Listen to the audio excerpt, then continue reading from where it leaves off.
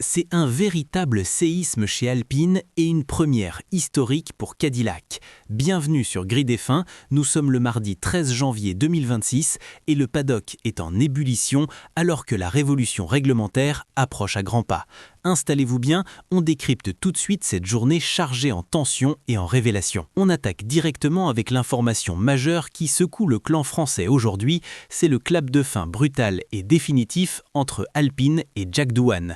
L'écurie a officialisé ce matin la séparation immédiate avec son pilote de réserve. C'est la conclusion assez triste de 4 années de collaboration au sein de l'académie.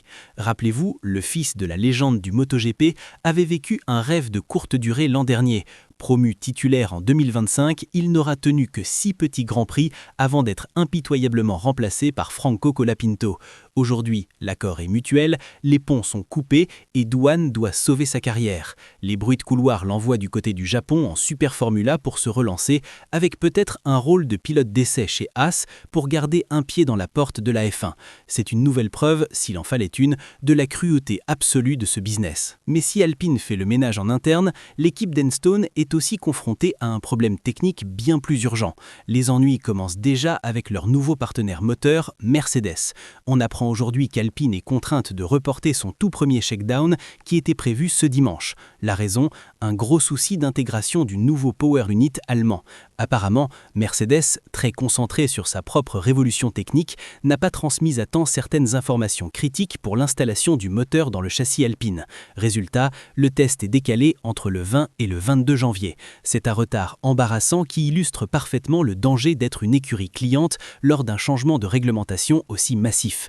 Quand votre fournisseur est aussi votre rival, la communication n'est pas toujours la priorité. Pendant que les uns galèrent, les autres frappent un grand coup médiatique. Cadillac a pris tout le monde de court. Dans une stratégie marketing audacieuse, l'écurie américaine a dévoilé aujourd'hui la toute première livrée de l'ère 2026.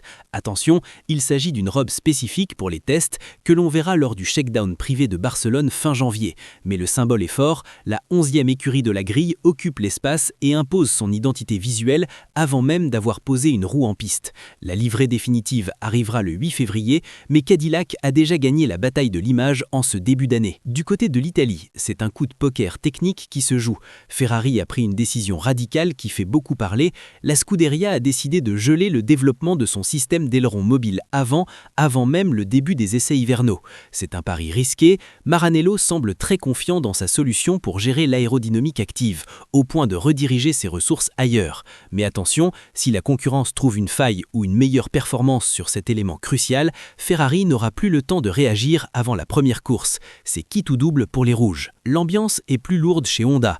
Dans une rare déclaration de transparence, le motoriste japonais a avoué avoir pris du retard sur le développement de son moteur 2026 destiné à Aston Martin. La complexité du système hybride pose problème. Lawrence Stroll et les dirigeants de Honda vont devoir rassurer tout le monde lors de la présentation officielle prévue le 20 janvier à Tokyo où Stefano Domenicali sera présent. C'est un aveu de faiblesse inquiétant à quelques semaines du début de saison. Heureusement, il y a de l'optimisme dans l'air et il vient de Grove. Alex Albon affiche une confiance inébranlable. Après une saison 2025 solide où Williams a fini 5e, le pilote thaïlandais vise clairement son premier podium avec l'équipe cette année. Il veut imiter son ancien coéquipier Sainz Cars qui avait réussi cet exploit 2 fois l'an dernier. Albon sent que Williams a franchi un cap et que la nouvelle réglementation pourrait leur permettre de jouer les troubles fêtes. Pour finir, sortez vos agendas car tout va accélérer. Nous sommes actuellement dans le calme avant la tempête. Dans 2 jours seulement, le 15 janvier, ce sera l'un des événements de l'année. Red Bull Racing et Racing Bulls dévoileront leurs nouvelles armes conjointement à Détroit, le FIF de Ford. Max Verstappen, Isaac Hadjar, Liam Lawson et Arvid Lindblad seront là pour lancer officiellement les hostilités. Ensuite, tout s'enchaînera avec Haas le 20, le lancement Audi et Honda le 20, avant de tous se retrouver en piste à Barcelone dès le 26 janvier. Cette journée du 13 janvier nous montre une chose, la transition vers 2026 est chaotique, brutale pour certains pilotes et techniquement effrayante pour les ingénieurs. La bataille ne fait que le commencement. Merci de nous avoir suivis, n'oubliez pas de vous abonner pour ne rater aucune de cette saison qui s'annonce légendaire. Rendez-vous demain.